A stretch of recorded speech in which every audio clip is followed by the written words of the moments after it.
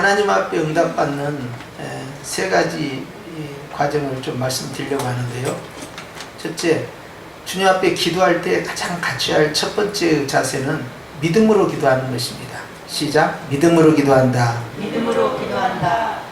두 번째, 하나님 앞에 기도할 때 가져야 할 기본적 자세는요, 사랑으로 기도한다. 시작. 사랑으로 기도한다. 세 번째는요, 하나님 앞에 기도하는 사람은요, 반드시 따라합시다. 인내함으로 기도한다. 인내함으로 기도한다. 세 가지 말씀을 드리겠는데요. 기도하는 사람은요, 처음에는요, 믿음으로 기도한다고 그랬죠. 근데 그 믿음의 기도는요, 마음 가운데요, 평안을 가져다 줍니다. 그리고 어떤 믿음이냐 하면, 내가 하나님 앞에 기도할 때 하나님께서 이 기도를 들으신다. 그거에 대한 믿음이 있어야 돼요. 굉장히 중요한 첫걸음입니다. 그러면 이제 역사가 시작됩니다. 두 번째는요, 무엇을 구하든지 주님을 사랑함으로 구해야 돼요. 하나님께서 나에게 어떤 응답을 주실 때 하나님이 내가 왜 너에게 이걸 응답해 줘야 되냐 라고 질문했을 때 나는 무엇이라고 대답할 것인가? 하나님의 뜻 가운데서 구한다는 의미는요, 굉장히 광범위합니다. 내가 구하는 것 가운데서 일부는 하나님의 뜻이지만 일부는 하나님의 뜻이 아닌 것도 있을 거 아닙니까? 사실 하나님의 뜻과 다른 기도를 훨씬 우리가 많이 하거든요. 그런데 하나님이 아니기 때문에 하나님의 뜻을 알 수 없지만 기도하는 사람은요, 하나님을 사랑하는 마음으로 기도해야 돼요. 그러면 하나님의 뜻이라는 범주 안에 들지 못하는 기도가 올라갈 거 아니에요. 주님께서 그 진정성을 아십니다. 사랑하는 자녀가 내 뜻을 헤아리지 못하고 엉뚱한 것을 구하고 있구나. 알고 계신 거예요. 그러나 하나님을 사랑하는 자가 구하는 기도는 하나님께서요, 그 기도를 듣고 계십니다. 이게 중요한 거예요. 그렇기 때문에 반드시 주님을 뭐 해야 돼요? 사랑하는 마음이 가득 채워져야 돼요. 왜냐하면 결국 기도 응답은 관계성입니다. 직이나 직책 문제가 아니에요. 그 사람이 어느 정도의 레벨의 책임자냐, 여기에 결정된 게 아닙니다. 얼마만큼 가까운 관계냐, 얼마만큼 친밀한 관계냐, 얼마만큼 사랑의 관계냐가 결정을 져요. 그러니까 항상 사랑의 관계가 형성된 사람은요, 하나님께서 그 기도를 들으시고요, 그에게 기도의 응답을 주시는 거예요. 이걸 놓쳐서는 안 돼요. 그래서 내가 주를 사랑함으로 예물도 드리고, 내가 주를 사랑함으로 또한 기도도 드리고, 내가 주를 사랑함으로 내가 하나님 앞에 헌신하나이다. 그래서 기본적인 것이 사랑으로. 세 번째, 이제 더 중요한 겁니다. 세 번째는요, 주님 앞에 기도할 때 인내하라고 했죠.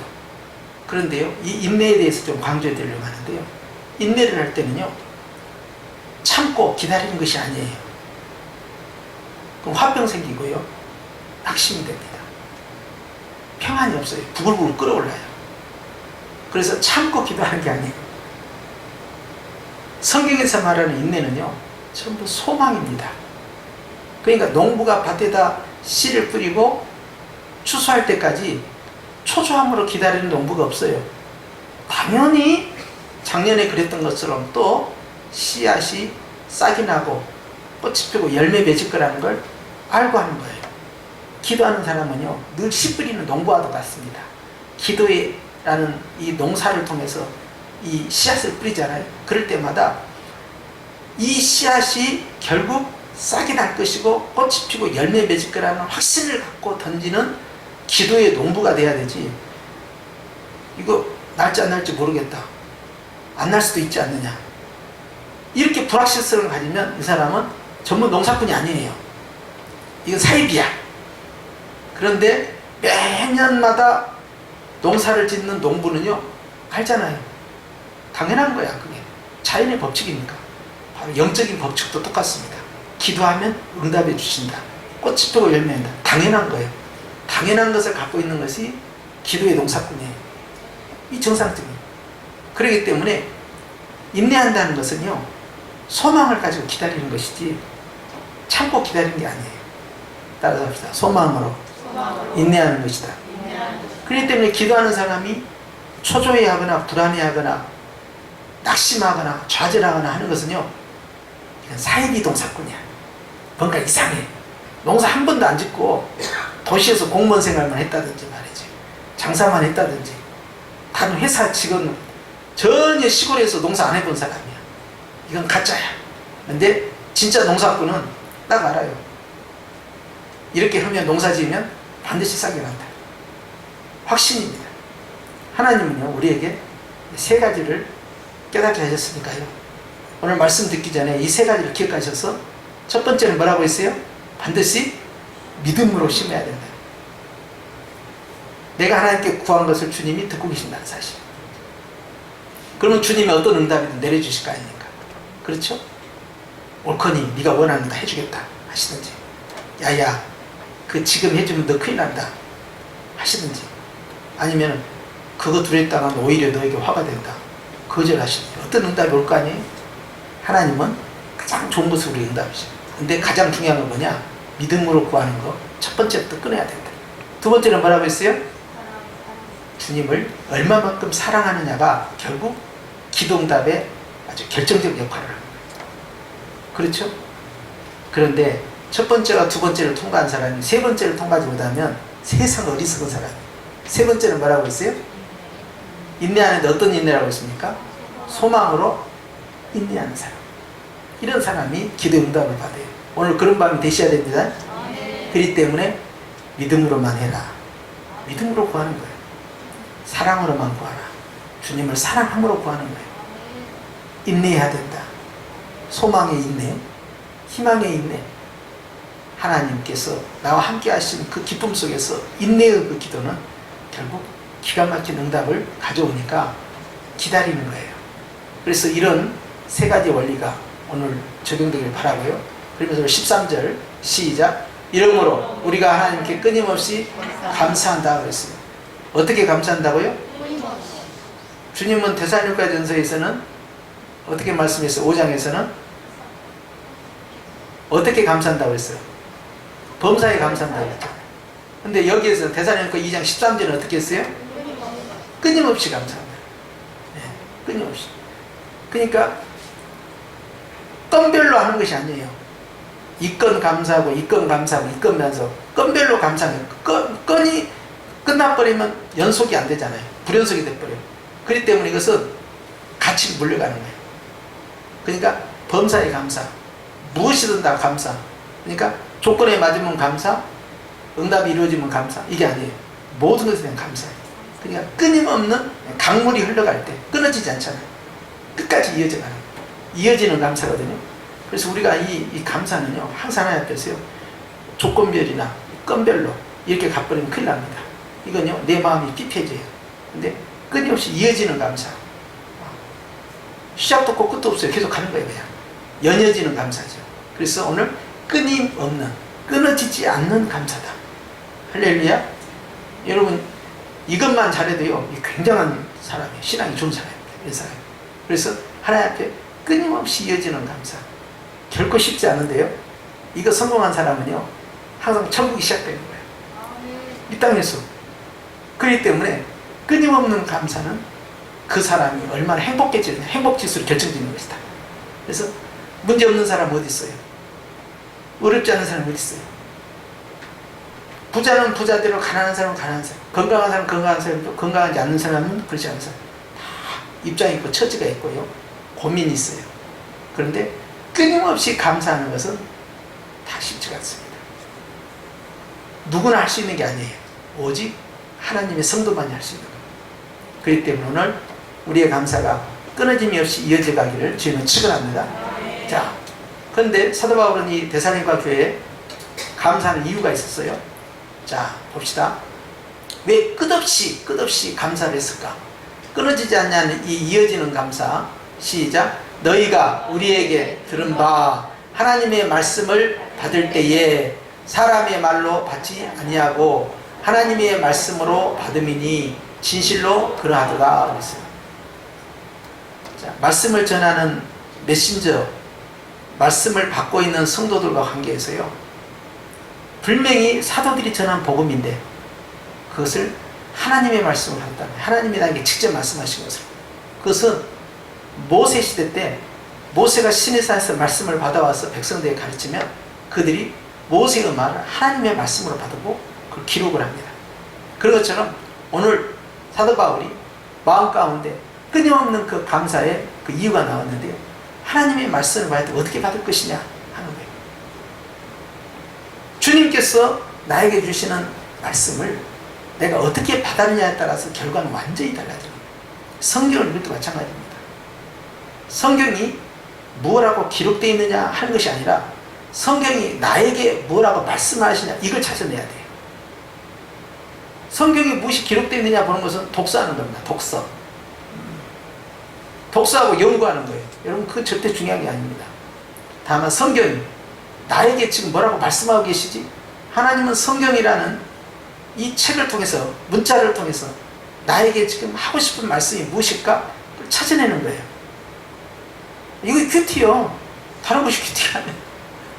하나님의 음성을 듣는 방법이 여기서부터 시작돼요. 귀로 듣고 마음으로 듣고 생각으로 듣고 환경으로 듣고 찬양으로 듣고 여러분 더 중요한 것은요. 성경을 통해서 듣는 훈련을 해야 돼요. 선포되는 하나님의 말씀을 통해서 듣는 훈련을 해야 돼요.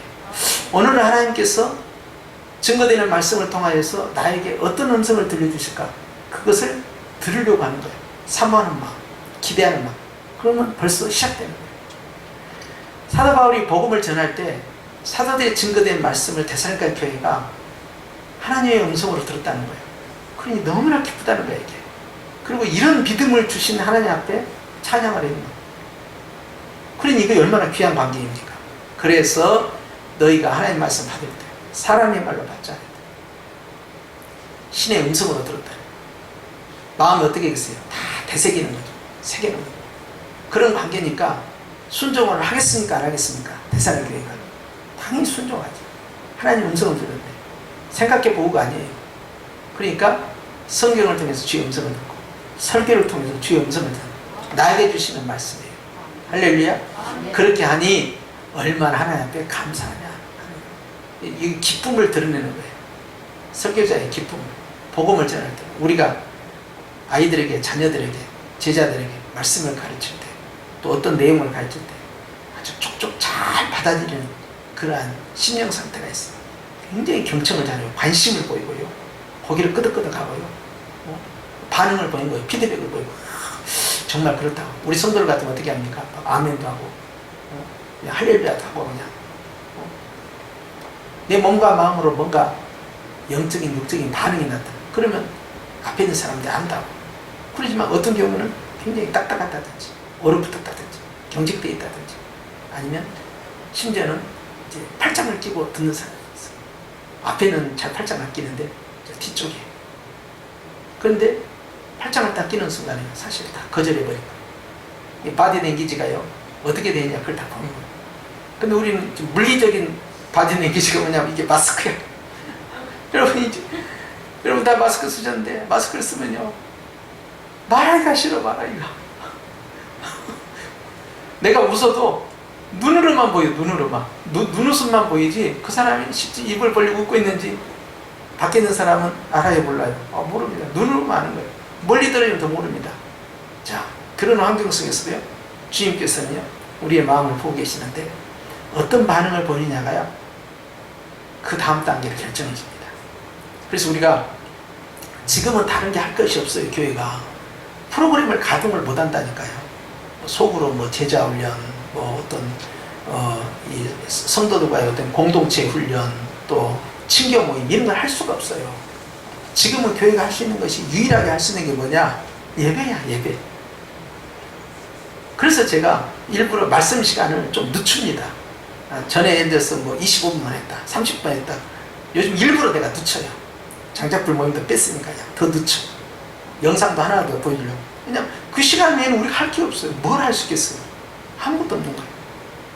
그러다 보니까 장기판에서 차 뛰고 포 뛰면 뭐가 남는다고 그래요?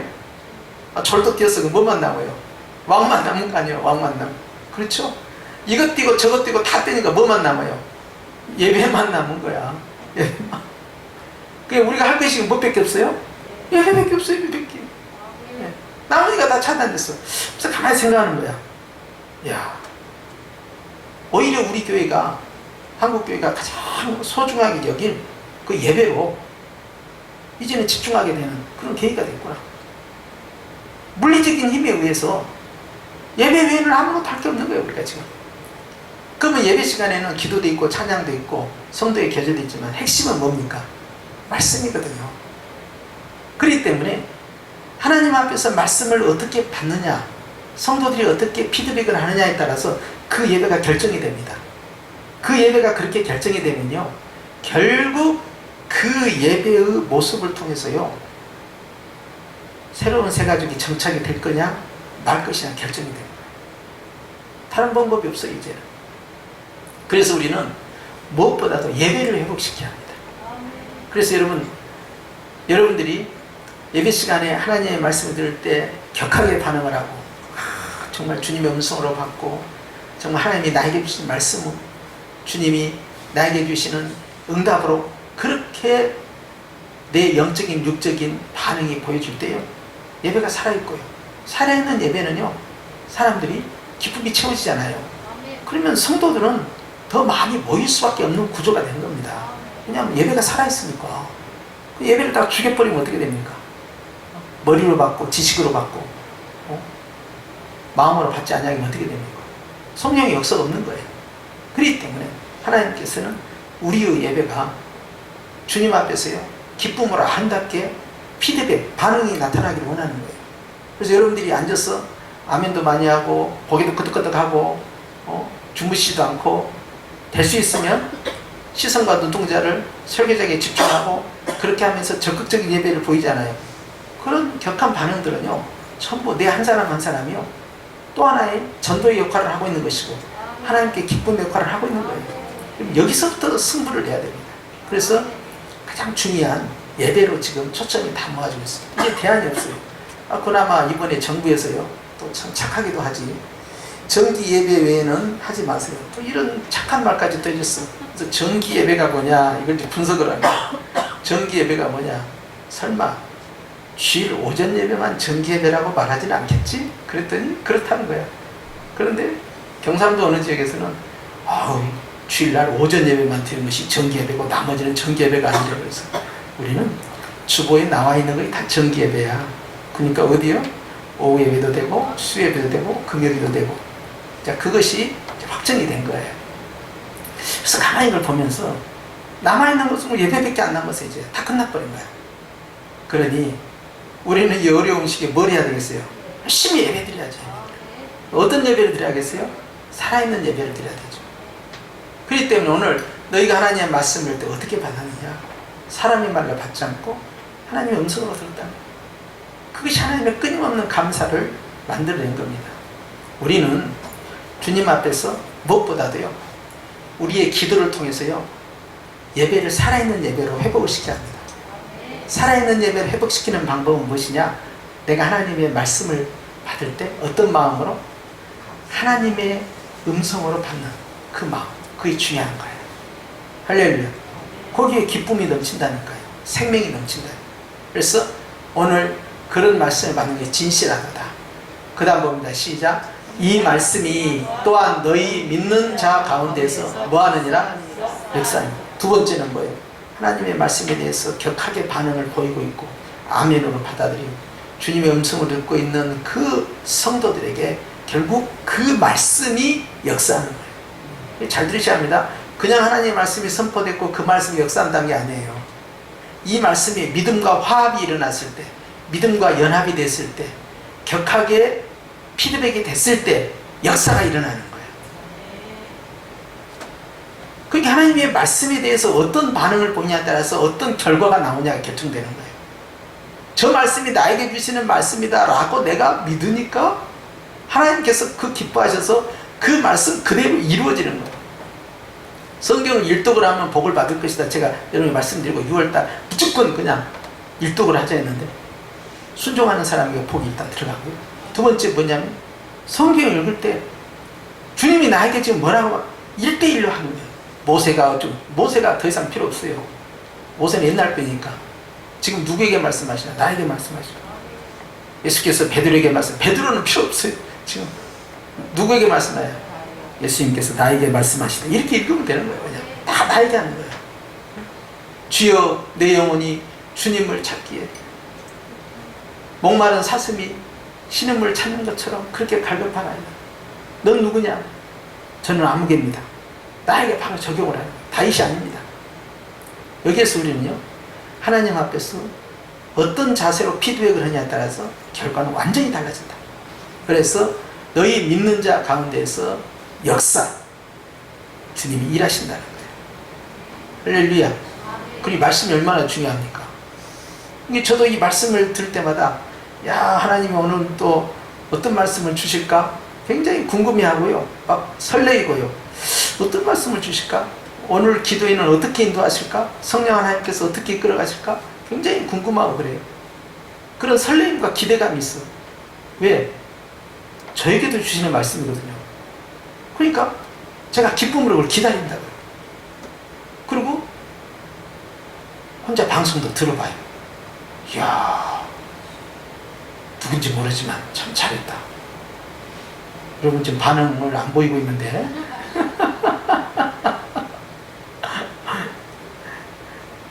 하나님 앞에서 어떤 반응을 보이냐에 따라서 결과가 달라진다니까요. 그러니까 매 예배 시간마다 새벽 예배도 마찬가지고요. 이 금요 기도회나 이 수요 예배나 주일 예배도 마찬가지. 주님이 나에게 어떤 말씀을 하시지? 나에게 무엇을 듣게 하시려고 하지? 그게 대한 강한 사모와 그리고 격한 반응이 나타나면요, 반드시 역사가 일어나요. 믿습니까? 오늘 사도 바울이 그걸 칭찬하고 있고요. 그 데살로니가 교회가 이제 우리 자신이 되할 줄로 믿습니다. 그러면서 세 가지 기도의 방향을 말씀드렸죠. 첫 번째는 어떻게 해야 된다? 처음에 말씀드린 것처럼 믿음으로 기도한다. 두 번째는 사랑함으로 주 앞에 구하라. 세 번째는 뭐라고 했어요? 인내로 하는데 어떤 인내라고 했어요? 소망이 있는 인내. 그러니까 소망을 가지고 기다리면 되는 거예요. 그러면 불안하거나 의심하거나 갈등하거나 이렇게 되면요, 따라서 기도가 유산되고 낙태된다. 기도가 유산돼 버려요. 그래서 임신은 많이 하는데 출산을 못해. 왜? 10개월 동안 기다리는 동안에 기도에 응답기간이 있을 거 아니에요. 하루든 아니면 100일이든 간에 응답되는 동안에 유산돼 버리고 스스로 낙태시켜 버리거든. 뭘로? 낙심하고 근심하고 염려하고 불안하고. 이게 자기가 금요일날 먼 기도한지 자기도 몰라. 하루 지나면 다 잊어버리고 그냥. 그리고는 또 걱정하고 낙심하고 불안해하고 두려워하고 어찌할 거 하니까 임신을 많이 시켜놓고 전부 다 낙태시켜버려요. 이런 일들이 반복된다. 왜? 세 번째가 잘못된 거예요. 희망을 가지고 소망을 가지고 기쁨으로 기다려줘야 되는데 인내가 안 되는 거예요. 성경적인 인내가. 기다려줄 줄 몰라요. 그래서 다 초를 치는 거예요. 그래서 엄청나게 많이 유산되고 낙태된다. 이걸 아시고 오늘 밤 믿음으로 내 안에 임신시킨 거예요. 그거 완전 출산을 해야 돼요. 출산할 때까지 세 가지 항상 주죠. 마지막 단계 세 번째 거예요. 기쁨으로 소망을 가지고 희망으로 기다리는 거. 인내하라. 이 인내를 여러분 꼭 기억하시기 바랍니다. 그래서 오늘도 이 말씀, 하나님께서 주신 말씀 늘 주님이 나에게 들려주는 말씀이라 그걸 기억하면서 주 안에서 예배로 승리하는 저와 여러분이 되실 줄 축원합니다. 기도하십시다.